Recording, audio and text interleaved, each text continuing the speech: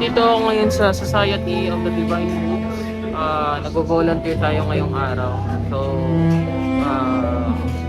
nag-volunteer tayo sa mga homeless. Yan.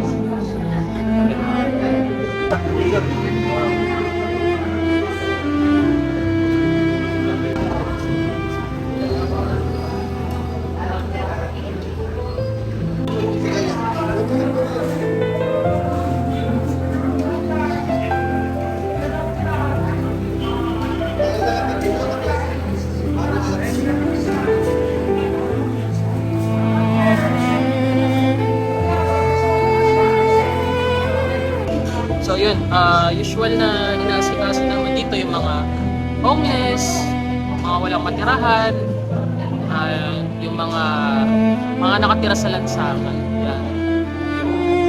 Sobrang saya na experience na isa ako sa makaka-experience na ganitong uri na activity. And hoping na meron yung mga katulad ko na may heart na tumulong sa kapwa nila, mag-volunteer, mga ganang bagay.